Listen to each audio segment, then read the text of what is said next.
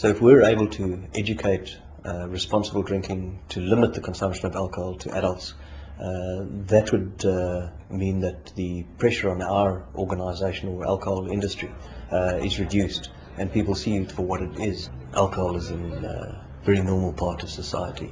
It is associated with lots of convivial times. In the areas where there is abuse or where we can educate people on responsible consumption, that's important. Everything forms part of the overall alcohol manifesto and what's known as the responsible way. We would like to keep the right to communicate our brands and communicate them in a responsible manner, and to do that we have various measures in place to ensure that we have effective self-regulation. Some of those measures are that we have a code of commercial communication. That's actually something that SABMiller has globally in place. But a lot of people say, well, it's all very well to have a code, but are you actually living it? Are you actually enforcing it? And to bring that into place, we've put into place a compliance committee. And we have one based at a national level at our central office. And then we've actually devolved some of it and decentralized some of it to a regional level. Basically, at a national level, we've got an independent chairperson. We didn't have that initially, and we just realized, with marketing and corporate affairs around the table, it really does help to have an independent party come in there and to make sure that you've got the objectivity that you need. I find that the committee takes it incredibly seriously. This code was developed by their corporate affairs division in Britain, and I think in conjunction with people here too. But they're taking it very, very seriously, and we're sharing everything. The responsible way restrictions are restrictions as such. I think that they are common sense applied to the marketing of alcoholic beverages. I don't think that they restrict us creatively or in any form of activation that the business undertakes. The most visible initiative that we've had to date has been the Draw the Line campaign. It's clear-cut, it plays on words, it's been on television, on radio. Remember, there's a fine line between responsible and irresponsible. We've got 84 billboards, we've been in print ads, and it certainly has been well liked according to research. And it's really calling South Africans to draw the line and drink responsibly. And we've actually taken it a step further and taken it into the below-the-line outlets.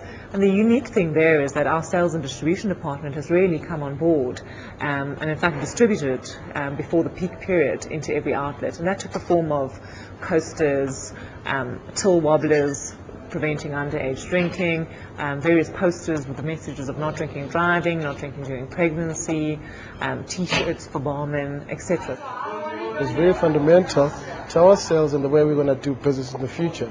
I think it is making a difference in changing the way the consumers consume our products, in that they have to be responsible. We've got to be critical that we don't appeal to a young audience, we don't promote excessive drinking, we don't promote binge drinking, we don't promote sexuality. So there are a lot of boundaries that we've got to adhere to, and it's critical that we communicate that in everything that we do. I think this differentiates SAB from our competitors in that they have done a small amount above the line, but I haven't seen anything below the line in trade, in the outlets, in terms of communicating responsible consumption of alcohol. There's a fine line between capable and incapable. You win the stands and your team scores the winning goal. You celebrate with a drink or two, catch a taxi and get home in a good mood. If you take the issue of drinking and driving, the statistics are horrific in South Africa. 12,000 people die every year, and that is just not an acceptable number. One of the big initiatives we undertook was to deal with the Arrive Alive, to join the Arrive Alive campaign. And over the years, what we've been able to do with the Department of Transport is to distill the facts, take a much more comprehensive approach to road safety, and we've been able to prove through our Draw the Line campaign that we are committed to responsible drinking, and we've been able to open up the space to bringing the much more comprehensive approach to the road safety issues. The Industry Association for Responsible Alcohol Use plays a very important role, and the reason it's so important is that it's crucial that industry as a whole is seen as responsible and taking self-regulation seriously. And the ARA is involved in various programs. Primarily it focuses on prevention, and it focuses on groups that are at risk. To give you an example of that, the Be Your Best Rock Challenge. And really it is about positive lifestyle choices. It is an arts and entertainment vehicle in which children get exposed over a period of 6 months, which culminates in a live event on a national stage.